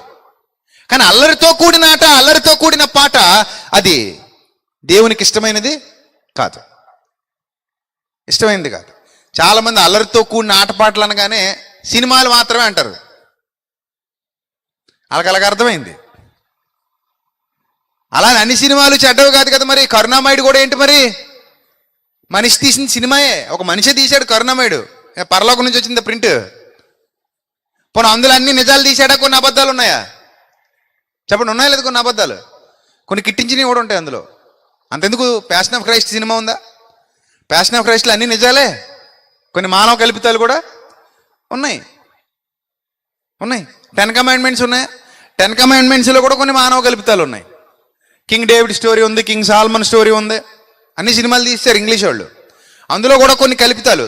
శాంసన్ స్టోరీ ఉంది, దెలీలా, శాంసన్ దెలీలా, అందులో కూడా కొన్ని కల్పితాలు ఉన్నాయి. కాబట్టి అల్లరితో కూడిన ఆట, అల్లరితో కూడిన పాట అనగానే అఫ్కోర్స్ సినిమాలు కూడా వస్తాయి, కొన్ని రకాల సినిమాలు వస్తాయి అందులోకి, నేను కాదని అన్ను. కానీ ఈ స్టేజ్ మీద జరిగేది ఎందుకు రాదని అడుగుతున్నాను. ఇప్పుడు అల్లరితో కూడిన ఆట, అల్లరితో కూడిన పాట అనే దాంట్లోకి ఈ స్టేజ్ మీద జరిగేది వస్తుందా రాదా మీరు చెప్పండి. మీకున్న తెలివి వాడి చెప్పండి. కొన్ని స్టేజ్ల మీద జరిగేది వస్తుందా రాదా? వస్తుందా రాదా? చక్కగా వస్తుంది. ఎందుకు రాదు? ఒక పక్క మగపిల్లలు, ఒక పక్క ఆడపిల్లలు, వాళ్ళకి అడ్డు లేదు, అవధులు లేవు, ఇష్టం వచ్చినట్టుగా వాళ్ళు ఎగురుతున్నారు, ఇష్టం వచ్చినట్టుగా గెంతుతున్నారు, ప్రభు నామాన్ని అవమానపరుస్తున్నారు, ఇంకా కొన్ని చోట్లయితే పొట్టి బట్టలు కూడా వేసుకుంటున్నారు. అంటే ఎంత ఎంత దిగజారకూడదు అని మనం అనుకుంటున్నామో అంతకంటే ఇంకా ఏం చేస్తున్నారు? దిగజారుతున్నారు. మరి అది అల్లరితో కూడిన ఆట కాదా? అది అల్లరితో కూడిన పాట కాదా? అక్కడ జరుగుతున్నది అల్లరి కాదా? ఎక్కడ అల్లరి ప్రతి నీచ కార్యము ఉండునో అక్కడ ఉన్నది ఏ జ్ఞానం అట? యాకోబు పత్రికలో చెప్తాడు. ఏ జ్ఞానం అన్నాడు? దాన్ని దయ్యాల జ్ఞానము అన్నాడు. కానీ దేవుని జ్ఞానం ఉన్న చోట అల్లరి ఉండదు, అల్లరితో కూడిన ఆటపాటలు ఉండవు, పరిశుద్ధత ఉంటుంది, పవిత్రత ఉంటుంది. ఏమంటే చక్కగా పాడుకోండి, మంచి పాటలు పాడుకోండి, అందరూ ఏకమై ముక్త కంఠంతో ఆరాధించండి ప్రభుని. ఎవరొద్దన్నారు? పాడండి పాట. ఆ పాట నువ్వు గళమెత్తి పాడుతుంటే, స్వరమెత్తి పాడుతుంటే అనేకుల హృదయాలు పులకించిపోవాలి. పాడు, ఎవరొద్దన్నారు? చక్కటి పాట పాడు, అల్లరి లేని పాట పాడు. బాగా అర్థం అవ్వాలన్నమాట. అల్లరితో కూడిన ఆటపాటలు వద్దన్నాడు. అల్లరి లేని పాటలు అయితే దేవుడు వద్దంటాడా? వద్దండు. అల్లరి లేని ఆత్మీయ పాటలు పాడు, నీ ఇష్టం, రాత్రంతా పాడు. ఎవరొద్దన్నారు? ప్రభు పేరు చెప్పి పాడు, ఇక నిలబడి పాడు, సంతోషంగా పాడు, నవ్వుతూ పాడు, ఆనందంగా పాడు, ఆత్మీయతతో కూడిన పాట పాడు, తప్పులేదు. కానీ అల్లరిని అందులో మిక్స్ చేయకు. అల్లరిని మిక్స్ చేసినప్పుడు చాలా ఇబ్బంది అయిపోద్ది, చాలా ఇబ్బంది అయిపోద్ది. అల్లరి లేని ఆట ఆడు. ఎవరొద్దన్నారు? అల్లరి లేని ఆట, దాన్నే మనం అప్పుడప్పుడు క్విజ్ అంటాం. ఒక రకంగా దాన్ని కూడా ఏమైనా వచ్చి క్విజ్ అంటే ఏంటది? ఒక రకమైన ఆట. అల్లరి లేని ఆట ఆడు. అల్లరితో కూడిన ఆట కాదు, అల్లరి లేని ఆట. ఒక 10 మంది పిల్లల్ని కూర్చోబెట్టి క్వశ్చన్స్ అడుగు, వాళ్ళకి సరదాగా ఎగ్జామ్స్ పెట్టు, బహుమతులు, వాళ్ళ యొక్క మేధస్సును పరిశీలించు, వాళ్ళ యొక్క భక్తిని పరిశీలించు, వాళ్ళని చక్కగా ఎంకరేజ్ చేయి. కొన్ని సంఘాల్లో అయితే పెన్సిళ్ళు, గిఫ్ట్ బాక్సులు, పుస్తకాలు అన్నీ పంచుతుంటారు పిల్లలకి. వాళ్ళకి చిన్న చిన్న క్విజ్ పోటీలు లాంటివి పెట్టి చక్కగా అందులో గెలిచిన వాళ్ళకి ప్రైజులు ఇస్తూ ఉంటారు. మంచి పని చెయ్యి, ఒక రకమైన ఎంకరేజ్మెంట్. నా ప్రభు పేరు చెప్పి ఇంతమందిని ఎంకరేజ్ చేస్తున్నాను, చెయ్యి. వాళ్ళకి బట్టలు కొనిస్తున్నాను, చెయ్యి, హ్యాపీ. ఎవరొద్దన్నారు నిన్ను? ఎవరొద్దన్నారు? సో ఎవరైతే సంఘంలో లేని పిల్లలు ఉన్నారో వాళ్ళని సర్ప్రైజ్ చేయి, సర్ప్రైజ్ చేయి. ఆడికి స్కూల్కి వెళ్ళడానికి సైకిల్ లేదనుకో, ఓ 10 మంది కలిసి డబ్బులు వేసుకుని ఒక సైకిల్ కొన్నాడు చేతిలో, క్రిస్మస్ గిఫ్ట్ అని చెప్పి పెట్టు. ఆడ ఆనందాన్ని రికార్డ్ చేసుకొని మైండ్లో, చెమ్మగిలినాడి కళ్ళను రికార్డ్ చేసుకో, వెలిగిపోతున్న ముఖాన్ని రికార్డ్ చేసుకో. ఆహా, పరలోకంలో పులకించిపోయే పండగ అంటే అది పండగ. అంటే ఒక కుటుంబంలో నవ్వులు నింపావు, ఒక కుటుంబంలో వెలుగులు నింపావు. చేయలేవా సంగమా అలాంటి కార్యక్రమాలు? చేయగలవా? చేయలేవా? తలుచుకుంటే, నువ్వు తలుచుకుంటే అంతకంటే గొప్పవే చేయగలవు, అంతకంటే ఘనమైనవి చేయగలవు. కానీ అవి మానేశాం. వ్యర్థమైనవి చేసి ప్రభువును మహిమపరుస్తున్నావు అనుకుంటున్నావు. వ్యర్థమైనవి చేసి అర్థవంతమైనవి చెయ్యి. ఈరోజు క్రిస్మస్ పండగ కదా, మీరు ఎప్పుడు మంచి మంచి ఆహార పదార్థాలు వండుకోరు కదా. ఇదిగో మీకోసం మంచి ఆహార పదార్థాలు వండి తెచ్చామని ఇంటికి పట్టుకెళ్ళి ఒక బేదోడి ఇంట్లో పెట్టేసి వచ్చేయండి. ఎంత ఆనందంగా తింటారు వాళ్ళు. సర్ప్రైజ్ ఇవ్వండి. అది పండగ అంటే, అది పండగ. ఎవరైనా హాస్పిటల్లో ఉన్నారనుకోండి, రోగులు, క్రిస్మస్ పేరు చెప్పి వాళ్ళ దగ్గరికి వెళ్ళండి, వాళ్ళకి కావాల్సిన మందులు ఇప్పించండి, వాళ్ళకి ప్రార్థన చేసి రండి, నవ్వించండి, నవ్వుతూ ఉండండి, సరదాగా ఉండండి, ధైర్యం చెప్పండి, నేను ఉన్నాను కదా, బెంగపెట్టుకోక మేము అందరూ ఉన్నాం కదా అని ఒక్క మాట అనండి. అక్కడ వెలిగించండి కొవ్వొత్తి, అక్కడ వెలిగించండి కొవ్వొత్తి. ఆహా, ఏం పండగది! ప్రభువుకు నిజమైన గిఫ్ట్ అది. అదిగో రోడ్డు మీదకి వెళ్ళిపోండి, ఆ భీమవరం బ్రిడ్జ్ మీదో ఆ రోడ్డు పక్కన చలికి వణుకుతూ పడుకున్న వాళ్ళు కనబడతారు. నువ్వు తలకు పెట్టుకుని ఎగురుతున్నావే ఎర్ర టోపీ తెల్లకొచ్చు, క్రిస్మస్ తాత టోపీ అటది. ఆ ఎర్ర టోపీ తెల్ల కూర్చున్న టోపీ పట్టుకెళ్ళి ఆడి తలకు పెట్టు, అక్కడ ఉన్న తాత తలకు పెట్టు, అక్కడ ఉన్న తమ్ముడు తలకు పెట్టు, అక్కడ ఉన్న అన్నయ్య తలకు పెట్టు, వాళ్ళు ఎవరో బీదల పాపం వాళ్ళ తలకు పెట్టు, చలి నుంచి కాపాడుతుంది. నువ్వు ఎగిరితే ఏమొస్తుంది గుడ్డు, వేదికెక్కి ఎర్ర టోపీ పెట్టుకు ఎగిరితే ఏమొస్తుంది, ఏం రాదు. అదే టోపీ పెట్టుకెళ్ళి అక్కడ పెట్టి, ఈరోజు క్రిస్మస్ పండుగ చేస్తున్నాను తాత, నీకోసం మఫ్లర్ తెచ్చాం తాత, నీకోసం మంకీ క్యాపులు తెచ్చాను తాత, తొడుక్కో తాత అని వేసేసావనుకో, ఆహా ఏం పండగ అది, అద్భుతమైన పండగ. అసలు క్రిస్మస్ తాత అన్న పదం ఎలా వచ్చింది తెలుసా? అది ఆ విషయం ఎలా వచ్చింది తెలుసా? బైబిల్లో లేదు అది, ఆ తాత బైబిల్లో ఉండడు. కోర్స్ వదిలేయండి, అది ఇప్పుడు మనకి విషయం కాదు. కానీ దాన్ని మంచికి వాడతామంటే ఐ విల్ సపోర్ట్ యూ. బైబిల్కి సంబంధం లేకుండా మేము సపరేట్గా దాన్ని ఏదో కొనసాగించుకుంటామండి. ఆ పద్ధతి అంటే ఆ ఎసెన్స్ బైబిల్లోదే, నిన్ను వల్లే నీ పొరుగువాడిని ప్రేమించమని ఎసెన్స్ ఏదైతే ఉందో ఆ ఎసెన్స్ బైబిల్లోదే. కాబట్టి ఐ విల్ సపోర్ట్ యూ. నేనేం కాదన్ను, నేనే కదా ఏ సేవకుడు కాదండు. ఏమంటాడు తెలుసా? అయ్యా నేను ఒక క్రిస్మస్ తాత వేషం వేసుకుంటాను, వేసుకుని ఇది బైబిల్లో లేదు కానీ, బైబిల్లో ఇలాంటివి ఏవి లేవు కానీ నేను నా ఇండివిజువల్గా ఏదో వేసుకుని వెళ్తున్నాను. వెళ్ళి ఏం చేస్తావు? వెళ్ళి లేని వాళ్ళకి బిర్యానీ పొట్లాలు పంచుతానండి, రోడ్డు పక్కన పడుకున్న వాళ్ళ దగ్గరికి వెళ్ళి వాళ్ళకి కావాల్సినవన్నీ పెట్టేసి సీక్రెట్గా రహస్యంగా పెట్టేసి వెళ్ళిపోతానండి. వెళ్ళిపో, నేను క్రిస్మస్ని ఎలా సెలబ్రేట్ చేసుకుంటానండి, ఇది నా పర్సెప్షన్, ఇది నా పర్సనల్ ఆలోచన విధానం. అంటే మూలం ఏదైతే ఉందో మూలం దేవుడిదే. మూలం దేవుడిది కదా, నిన్ను వల్ల నీ పొరుగుని ప్రేమించి ఎవరిదా మూలం? ఆ భావజాలం ఎవరిదే? దేవుడిదే కదా, దేవుడిదే కదా. ఆకలితో ఉన్నోడికి అన్నం పెట్టి ఆ భావజాలం ఎవరిదే? దేవుడిదే కదా, దేవుడిదే కదా. రోడ్డు పక్కన అనాథులు ఉన్నారు ఆదుకో, ఆ భావజాలం ఎవరిదే? దేవుడిదే కదా. నువ్వు ఏ రకంగా వెళ్తావో వెళ్ళు, నువ్వు క్రిస్మస్ తాత వేషం వేసుకుని వెళ్తావో లేకపోతే ఇంకొక వేషం వేసుకెళ్తావో వెళ్ళు. నువ్వు ఎవరో తెలియకుండా వాళ్ళకి ఏదో పెట్టేసి వచ్చేస్తానంటే పెట్టేసి వచ్చే, అది మంచి పని కదా. అది కుర్రాళ్ళలో సేవాభావం పెరుగుతుంది, సేవా తత్పరత పెరుగుతుంది, కరుణ పెరుగుతుంది, జాలి పెరుగుతుంది. అయ్యో పక్కన ఉన్న ఆదుకోవాలరా, మనం కూడా తలో రూపాయి వేసుకుని ఏదో చేద్దాంరా అనే ఫీలింగ్ కలుగుతుంది. మంచిది కదా, చెయ్యండి, ఎవరొద్దన్నారు. అక్కడికి మీకు డబ్బులు ఎక్కువైపోతాయి. అన్న మేము సరదాగా జోలు వేసుకుందాం అనుకుంటున్నాం అన్నాను. అంతా అయిపోయిన తర్వాత 4 జోలో కట్ట తెచ్చుకుని వేసుకుని పోయి ఇంటికి పోయి ఎవడొద్దన్నాడు? పక్కన ఏమైనా పాకలో గడ్డిమెట్లు లేకుండా చూసుకో. అది వాకింగ్ చెప్పేటప్పుడు అవుట్లు పెట్టడం జోలేయడం కాదురా నాయన. మళ్ళీ అన్నయ్య జోలు వేసుకోమన్నాడని చెప్పి ఇప్పుడు మొదలెట్టకండి. మీకు అంతకే ఆనందంగా అనిపిస్తే వేసుకోండి. మళ్ళీ దానికి వచ్చి 7 జువ్వలా, దానికి ఇంత డబ్బులు అవుతాయి కదా, దానికి ఇంత ఖర్చు ఎందుకు, దానితో కూడా కేకులు కొనొచ్చు కదా అని అనొచ్చు. నీ ఇష్టం అది. ఇప్పుడు అది పాపం కాదని చెప్తున్నాను నేను. అది నీకు ఆ సంతోషం ఉంది అందులో అనుకుంటే వేసుకో, 4 జువ్వలు వేసుకుని పో, ఇంటికి పో. ఇది మంచిగా చెయ్యండి. ఏం చేసినా ఇతరుల్ని బాధించకుండా, ఇతరులను నొప్పించకుండా, వ్యర్థమైన పనులు కాకుండా, పనికి మాలిన పనులు కాకుండా, పనికొచ్చేవి, అందరినీ ఆలోచింపజేసేవి, అదంతా వదిలేసి ఇప్పుడు నేను చెప్పిందంతా బాగుందా బాగాలేదా, ఇలా చేస్తే బాగుందా బాగాలేదా, బాగుంది కదా, 10 మంది జీవితంలో వెలుగులు నింపుతున్నాం కదా, 10 మందికి సంతోషాన్ని ఇస్తాం కదా. కొంతమంది పాపం కాళ్ళు లేని వాళ్ళు ఉంటారు.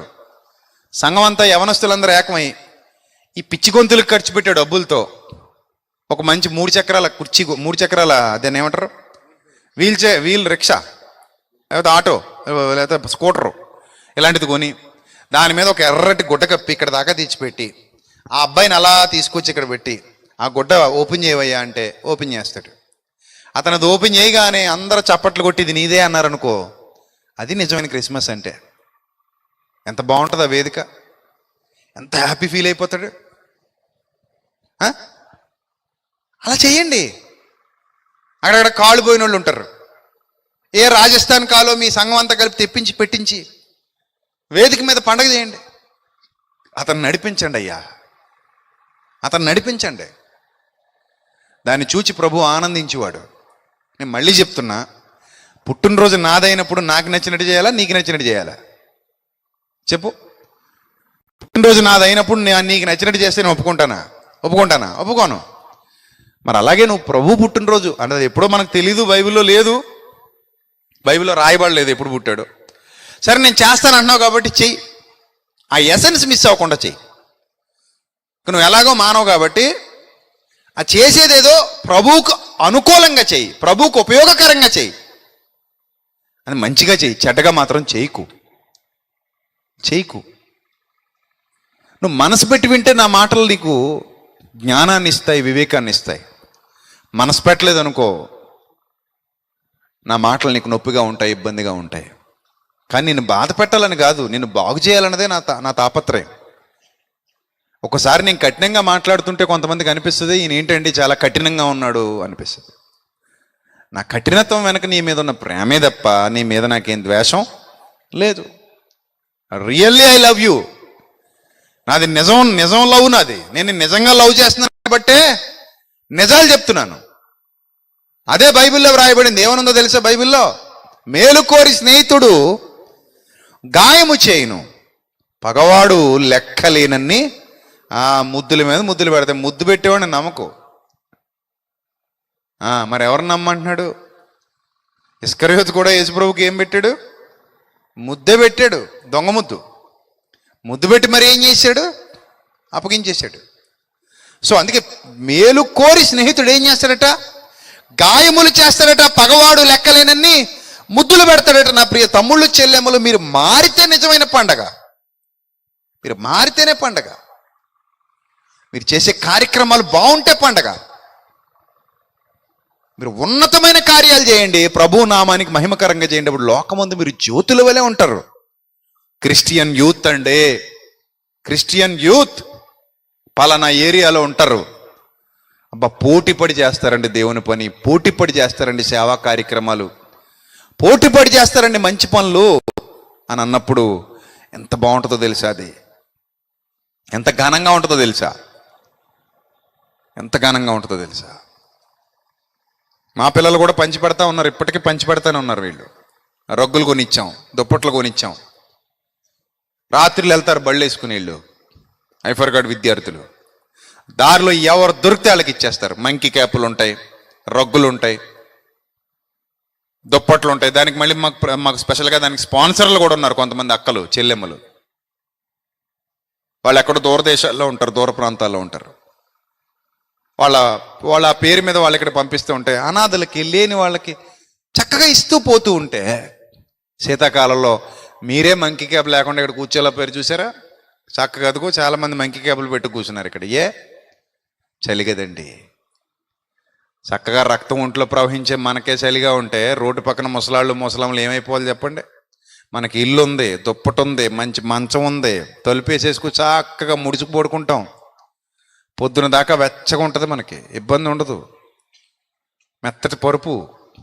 కానీ వాళ్ళకి రోడ్డు మీద కర్మగాలి, ఆ టైంలో మంచు ఎక్కువై నీళ్లు కానీ పడ్డాయి అనుకోండి, మీద వర్షం కానీ కురిసింది అనుకోండి, చుక్కలు పడిపోయినాయి అనుకోండి, తడిచిపోయారు అనుకోండి, ఆ చలి వర్ణించడం కష్టమే కదా. ఆగుతుందా చలి? ఇంకా ఆగదు. అలా చచ్చిపోయిన వాళ్ళు ఎంతోమంది ఉన్నారు. కానీ నువ్వు ఇచ్చే ఒక జత బట్టలు, ఒక రగ్గు, ఒక మంకీ క్యాపు, ఒక స్వెటరు ఎంత కాపాడుతాయి తెలుసా? వాళ్ళని ఎంత కాపాడుతాయి తెలుసా? అది కాదా నిజమైన క్రిస్మస్? చెప్పండి, అది కాదా నిజమైన క్రిస్మస్? నేను అడుగుతున్నాను మిమ్మల్ని. ఇప్పుడు మనం అందరం ఈ క్లైమేట్లో ఏం తినాలనుకుంటాం చెప్పండి? మీరు చెప్పండి. ఈ క్లైమేట్కి ఏం తినాలనిపిస్తుంది? అట్టుపుండా, మరి మామిడికాయ, మరి ఏం తినాలనిపిస్తుంది చెప్పండి ఈ క్లైమేట్కి? నేను చెప్పనా? వేడి వేడి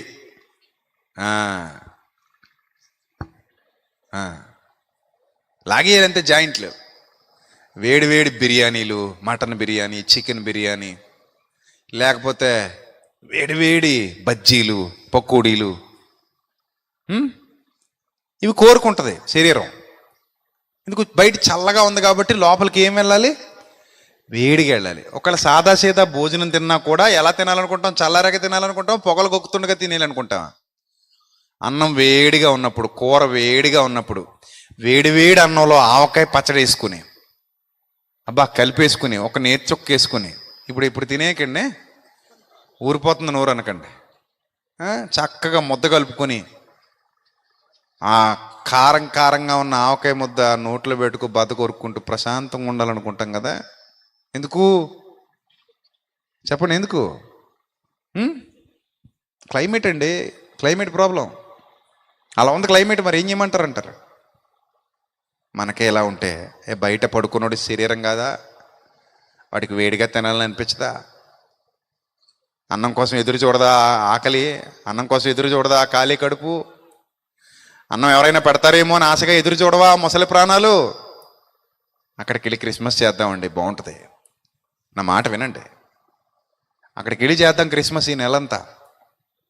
ప్రతి సంఘం అలాంటి క్రిస్మస్కి, ప్రతి యువత అలాంటి క్రిస్మస్కి ముందడుగేస్తే సంఘంలో ఉన్న బేదల్ని ఆదుకోవడం, సంఘంలో ఉన్న వాళ్ళ కష్టాలు తెలుసుకోవడం, మనకు చేతనైనంత సహాయం వాళ్ళకి చేయటం, బయటికి వెళ్ళి రోడ్డు మీద ఉన్న వాళ్ళకి ఏదో విధమైన హెల్ప్ అందించటం, మనలో హెల్పింగ్ నేచర్ పెరుగుతుంది.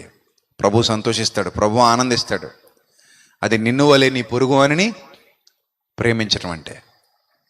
అది వదిలేసి మనం ఈ బల్లెరగొట్టి గెంతితే ఏమవుతుంది చెప్పండి? కింద నుంచి మనం ఏళ్ళేస్తే ఏమొస్తుంది? పైశాచిక ఆనందం అంటారు దాన్ని, పైశాచిక ఆనందం. ప్రభు పేరట గెంతటం, ప్రభు పేరట ఎగరటం పాపం. పాపం, మళ్ళీ చెప్తున్నా, పాపం. పాపం అది న్యాయమైన విధానం కాదు. పాటలోని పరిశుద్ధతను పాడు చేయొద్దు, పాటలోని ఆత్మీయతను, గుణపాఠాన్ని పాడు చేయొద్దు. దేవుని నామాన్ని అవమానపరిచే విధంగా మన జీవితాలు ఉండటానికి వీలు లేదు. ప్రభు గొప్పవాడు, ఘనుడు. ఆయనలో ఎక్కడైనంత మచ్చుందా మీరు చెప్పండి? ఏమంటే ఇన్నాళ్ళుగా నేను ఛాలెంజ్ చేసి చెప్తాను, మతోన్మాదుల దగ్గర కూడా ఛాలెంజింగ్గా మాట్లాడిన సందర్భాలు ఉన్నాయి. ఏమని చెప్తాను తెలుసా? నా యేసు ప్రభువుని మీరు ఎన్నైనా అనుకోండి, కానీ ఒక్క మాట నాకు సమాధానం చెప్పి మాట్లాడండి. ఆయనలో పాపం ఉందా? ఎవడైనా ఇంతవరకు ఆయనలో పాపం ఉందని నిరూపించగలిగాడా? నిరూపించలేకపోయాడు. ఆయన వేలెత్తి చూపించి ఈ విషయంలో మీ ప్రభు దుర్మార్గుడు, ఈ విషయంలో మీ ప్రభు నీచుడు, ఈ విషయంలో మీ ప్రభు పాపాత్ముడు, ఈ విషయంలో మీ ప్రభు క్రూరుడు, భయంకరుడు అని ఎవడైనా ఇన్నాళ్లలో బైబిల్ పట్టుకుని మాట్లాడగలిగాడా? మాట్లాడలేకపోతే that is our lord Jesus Christ. అది మన ప్రభు పవరు. అలాంటి శక్తిమంతుడిని నమ్ముకున్నామండి మనం, మామూలుని నమ్ముకోలేదు. నేను ఎంత అతిశయంగా ఫీల్ అవుతాను తెలుసా ప్రభువుని నమ్ముకున్నందుకు. పరిశుద్ధుడు, పవిత్రుడు, నిర్దోషి, నిష్కల్మషుడు, పాపులలో చేరక ప్రత్యేకముగా ఉన్నవాడు, అలాంటి ఘనుడైన ప్రభువుని నమ్ముకున్నాం మనం. ఘనుడు మన ప్రభు, ఘనుడు. ఘనుడు, ఘనహీనుడు కాదు. అలాంటి ఘనుడైన ప్రభువుని నమ్ముకున్నప్పుడు అంత గొప్పోడు పేరు పెట్టి తిరుగుతున్నాం, అంత గొప్పోడి నామాన్ని పెట్టుకుని తిరుగుతున్నాం. మరి అంత గొప్పవాడి నామాన్ని భరిస్తున్నాం అని చెప్పు తిరుగుతున్నప్పుడు ఆయన పేరు పాడు చేయొచ్చా? చెప్పండి, ఆయన పేరు పాడు చేయొచ్చా? చేయకూడదండి. ఆయనకి తగ్గట్టు ఉండాలి. అప్పుడప్పుడు చూడండి, కొడుకు పనికిమాలిన పనులు చేస్తున్నాడు అనుకోండి, తండ్రి ఏమంటాడు? రే నా పేరు చెడగొట్టేస్తున్నా, నా పేరు పాడు చేస్తున్నావురా అంటాడు. లోక సంబంధంగా మీరు చెడ్డవారై ఉండి మీ పిల్లలు మంచిగా ఉండాలని మీరు కోరుకుంటుంటే, ప్రభు మంచివాడైనప్పుడు తన పిల్లలు ఇంకా మంచిగా ఉండాలని ప్రభు కోరుకోడా? అందుకే అన్నాడు, నేను పరిశుద్ధుడని అన్న ప్రకారము మీరును సమస్త ప్రవర్తన ఏంది ఎలా ఉండాలన్నాడు? పరిశుద్ధులై ఉండండి అన్నాడు తప్ప నా పేరు పాడు చేసేయండి, నా నామం పాడు చేసేయండి అని ఎక్కడ చెప్పాల. నా నామాన్ని మీరు భరిస్తున్నారు కాబట్టి మీరు నాకు తగ్గట్టు ఉండాలి, నాకు తగ్గ పిల్లలుగా ఉండాలన్నాడు. నాకు తగిన పిల్లలుగా జాలి, మంచి మనసు, క్షమాగుణం, దయ, ప్రేమతత్వం అలవరుచుకోండి అని చెప్పాడు తప్ప ఎక్కడా మనల్ని పాడైపోమని, మనల్ని నాశనం అయిపోమని మన ప్రభు ఎప్పుడూ మనకి నేర్పించలేదు. ప్రియమైన దేవుని సంగమా, కాబట్టి ఎప్పుడు కూడా ఒకటే గుర్తుపెట్టుకోండి, ఈ క్రిస్మస్ పర్వదినాల్లో మీరు చేసే మంచి ప్రభుకు మహిమ తీసుకొస్తుంది. ఆ కొలత ఆయన కొలత అయినప్పుడు ఆయన కొలతలో మనం ఏదైనా చేయగలం, ఇబ్బంది లేదు. కానీ మన స్వేచ్ఛాపూర్వక వాతావరణాన్ని క్రియేట్ చేసినప్పుడు మనకు కొలతలు ఉండవు, ప్రభు యొక్క ఆజ్ఞలు కనబడవు, మనకు నచ్చినట్టు చేసుకుంటూ పోతాం. కాబట్టి మీరు సంతోషించండి, కానీ ప్రభువునందు సంతోషించండి, ఆ కొలతలు ఎరిగి సంతోషించండి. లోక సంబంధమైన కొలతలతో కాదు సంతోషం, ప్రభు కొలతలతోనే మనకి సంతోషం, వాక్యపు కొలతలతోనే మనకి సంతోషం, వాక్యపు కొలతలలోనే మనకి సంతోషం. అది కావాలి, అదే కోరుకుంటున్నారు దేవుడు, అదే కోరుకుంటున్నాడు దేవుడు. కాబట్టి ఇందాక తమ్ముడు విలియం కేరీ చెప్పినట్టు చాలా గర్వంగా మాట్లాడాడు తమ్ముడు, నాకు చాలా నచ్చింది ఆ మాట. ఈ చుట్టుపక్కల ప్రాంతాల్లో నాలా ఎవరో క్రిస్మస్ చేయరని, really great, really super. So యవనస్తులందరూ ఇంకా తోడుగా ఉండి తమ్ముడికి తోడ్పాటు అందిస్తూ సంఘానికి, సంఘస్థులందరూ నేను చెప్పినట్టుగా ఈ మంచి విషయాల గురించి కూడా ఒకసారి ప్లాన్ చేయండి, ఎంత బాగుంటుందో. సంఘం అంతా కలిసి ఆలోచన చేయండి. ఈ చుట్టుపక్కల ప్రాంతాల్లో మంచి జ్యోతుల్లా కనబడతారు మీరు జనాలకి. మిమ్మల్ని చూసి మరొకళ్ళు ఇన్స్పైర్ అవుతారు, మిమ్మల్ని చూసి ఇంకొకళ్ళు ఇన్స్పైర్ అవుతారు. అర్థమైందా? చాలామంది క్రిస్మస్ ర్యాలీలు అవి చేస్తున్నారు, మంచిదే. ఆ ర్యాలీలకు కూడా ఒక అర్థం ఉండేలా చేయండి. ఏదో సరదాగా బండి మీద పెట్రోల్ కొట్టుకు తిరిగి వచ్చేయడం కాదు ఊరి మీద. అది ర్యాలీ కాదు. సంథింగ్ డిఫరెంట్ ఉండాలి. మనం ఏదైనా ప్లాన్ చేస్తే దానికి ఏదో రీజన్ ఉండాలి, వ్యాలిడ్ రీజన్, ఉపయోగం ఉండాలి. అలాంటి ఉపయోగకరమైన కార్యక్రమాలు ప్లాన్ చేయండి. మీ ఓపిక, మీ ఇష్టం వచ్చిన ప్లాన్ చేసుకోండి. కానీ దేవుని కొలతలకి దాటిపోకుండా ప్లాన్ చేయండి. దేవుని కొలతలకు లోబడి ఉన్నాయా లేదా, ఆ ఎసెన్స్ మిస్ అవ్వకుండా ఉందా లేదా అనేది చూసుకొని ప్లాన్ చేయండి. తద్వారా మీరు అనేక మందికి జ్యోతులుగా ఉంటారు, ప్రభు నామాన్ని మహిమపరిచే దివ్యలుగా ఉంటారు. అలాంటి ధన్యకరమైన స్థితిలో మీరు అందరూ ఉండాలని మనస్ఫూర్తిగా కోరుకుంటూ నా మాటలు ముగిస్తున్నాను. తల్ల వంచండి, ప్రార్థన చేద్దాం. సర్వకృపానిధి, కనికరం కలిగినటువంటి మా కన్నతండ్రి, దయగలిగిన మా దేవ, ఇంతవరకు విలువైన మీ మాటలతో మా హృదయాలు పోషించినందుకు, మమ్మల్ని ఖండించినందుకు, మమ్మల్ని గద్దించినందుకు, ప్రభా మాకు మీ వాక్యంతో బుద్ధి చెప్పినందుకు స్తోత్రం తండ్రి. మమ్మల్ని ఇంకా మీ కృపలో వర్ధిలింప చేయండి, జ్ఞానం ఇవ్వండి, వివేకం ఇవ్వండి. యవనస్తులు తొట్టిల్లిపోకుండా కాపాడండి. మీ సన్నిధి కాంతి ప్రతి వారి మీద ఉదయింపజేసి నడిపించమని ఘనత, మహిమ, ప్రభావములు మీకే చెల్లిస్తూ క్రీస్తు వారి శ్రేష్టమైన నామంలో ఈ ప్రార్థన మనవులు అడిగి వేడుకొనిచున్నాం మా కన్న తండ్రి, ఆమెన్. అందరికీ వందనాలు. May God bless you all. ఇంతవరకు నాకు ఈ సమయాన్ని ఇచ్చిన అధ్యక్షుల వారికి, సంఘ పెద్దలకు, విశ్వాసులకు మరొకసారి కృతజ్ఞతలు తెలియజేస్తూ నా మాటలు ముగిస్తున్నాను. God bless you. Thank you sir. Thank you.